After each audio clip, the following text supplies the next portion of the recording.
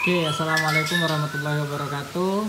Teman-teman banyak yang tanya, Om, spek kandang untuk murai batu. Ya, jadi sebelumnya saya sudah buat konten tentang spek kandang murai batu yang saya gunakan. Ada beberapa ukuran gitu ya. Nah, cuma kali ini saya nggak apa-apa, saya sampaikan lagi spek kandang yang saya gunakan di sini, teman-teman ya. Ini sebenarnya kayak model workshop gitu ya. Ini dulu kita mau rencanakan buat kandang murai batu semua karena berhalang modalnya yang masih kurang gitu. Jadi kita buatkan untuk kolam koi dulu. Oke, kita fokus ke kandang murai batu. Nah, oke teman-teman. Jadi kandang murai batu yang ada di sini saat ini saya gunakan dengan ukuran ya, speknya. Ukurannya ini total ada 13 kandang murai batu sepanjang ke sana. Di depan sana juga masih ada kandang saya. Oke, jadi saya gunakan panjang ke belakang ya. Jadi panjang ke belakang kandang murai batu saya ini adalah 2 meter ya. 2 meter, menyesuaikan lahan sih teman-teman ya. Saya pakai 2 meter. Kemudian lebarnya itu saya menggunakan lebar 90 cm ya. 90 cm. Tapi ada juga kandang saya yang lebarnya cuma 70 cm. Di depan rumah sana ada yang cuma 70 cm. Nah, ini saya gunakan 90 cm. Jadi sedikit agak luas. Kemudian untuk tingginya teman-teman ya, tingginya dari bawah, dari dasar sampai ke atas itu saya pakai ketinggian 2,40 meter. Jadi saya pasang 2 bata dulu di bawah, batako ya. Saya berdirikan, kemudian di atas saya pakai tiang ini 2 meter ya. Karena kayu ulin ini kan panjangnya 4 meter ya, 57 ini saya beli 4 meter, kemudian saya potong 2 gitu. Jadi dapat 2 meter gitu. Jadi kita bantu biar tingginya dapat 240, jadi cukup ideal. Tapi teman-teman juga bisa pakai, nggak harus 2,40 meter gitu ya. Kalau misalnya teman-temannya terbatas ya mungkin semeter setengah atau 2 meter juga udah bisa sih sebenarnya teman-teman ya. Nah, jadi nggak harus berpatokan sama nggak ada standarisasinya untuk kandang, spek kandang ya teman-teman. Bisa pakai ukuran berapa menyesuaikan di tempat teman-teman. Oke, jadi kembali tadi panjangnya 2 meter, lebarnya 90 cm. Nah, terus ada yang tanya, teman, Om, ini fungsinya untuk apa yang hitam di depan ini, paranet? Depan ini kan tujuannya kemarin kan di sini saling berhadapan ya, kandang murai batu kemarin yang harusnya berhadapan. Nah, itu makanya saya tutupin gitu, tapi ternyata nggak jadi berhadapan.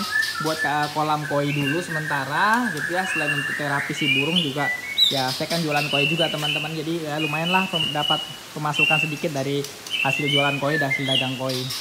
Kemudian tinggi tadi, nah kita pakai kawat ram yang gini ya teman, ini murah, ini cuma 90.000 gitu ya. Kemudian batako satu kandang ini habis nggak seberapa lah. Pokoknya satu kandang ini satu pintu kisaran budget saya ini mungkin sekitar 500 ribuan ya, 500 sampai 700 itu udah sama upahnya gitu ya. Kemudian kita masuk ke dalam kandangnya, kita lihat dasar kandang. Itu dasar kandang saya menggunakan pasir teman-teman ya. Oke, saya buka dulu gini. Nah, gini ya, pasir. Kenapa saya pakai pasir? Tujuannya ketika ada kotoran burung yang masih basah seperti ini, dia langsung dibalut sama pasir gini kan. Nah, itu jadi kering langsung gitu ya. Kemudian untuk pembersihannya ketika kita nyapu kan, kalau pasir itu lebih mudah teman-teman ya kalau kita nyapu pakai pasir. Nah, kemudian jangan lupa teman-teman kasih tangkringan, beberapa tangkringan. Sebenarnya punya saya ini kurang ideal tangkringannya, kurang banyak. Harusnya kita kasih agak banyak-banyak ya tangkringannya, contoh seperti yang di sebelah. Ntar saya lihat kan. Nah, ini gini teman-teman, ini malah tangkringan yang model-model gini bagus ya. Oke, nah gini. Nah, ini tangkringan yang cukup bagus. Nah, ini jantannya. Kemudian betinanya di sana lagi ngeram ya, betinanya ini ya. Nah, oke, kita bisa ganggu yang lagi ngeram. Kita cari yang nggak ngeram aja. Oke. Oh, kita masuk ke sini. Ini ada anaknya ini. Oke. Nah, untuk spek glodok. Ya, untuk spek glodok. Setelah kita ngasih tangkringan, kita ngasih glodok juga. Itu ada anaknya teman-teman ya. Ada anaknya 3 ekor. Nah, spek glodok kita bisa taruh glodok ini di pojok-pojok seperti ini, atau nanti ditaruh di sebelah sini juga, atau teman-teman bisa taruh di pojok-pojokan lah ya, tempatnya burung ini kira-kira ada nyaman. Nah, kemudian untuk glodok jangan lupa buatkan seperti ini. Ini tujuannya sih buat biar nggak terlalu nggak terlalu kelihatan dia gitu ya. Ada pintu-pintunya gini lah buat dia duduk. Sebenarnya di sini bagus lagi teman-teman kasih kayu gini ya, tangkringan ya, kayu seperti ini ya. Teman-teman kasih di glodoknya gitu ya, ada panjang sedikit. Nah, untuk dia ketika dia datang dia hinggap di sini dulu baru datang ke sini gitu ya. Jadi lebih mempermudah dia. Kalau kayak gini kan dia agak repot teman-teman ya. Habis ambil pakan harus ke sini dulu, baru dia ke sini lagi kan, karena harus ambil ancang-ancang gitu. Nah, jadi untuk glodok tingginya kurang lebih 30 cm teman-teman ya. Tinggi 30 cm dengan panjang ke belakang 20 cm. Nah, yang ini kita buat kurang lebih sekitar berapa ini ya? 17 cm kayaknya. Ini 17. Nah, ini sisanya sekitar berapa? 13 cm ya sisanya untuk mulutnya.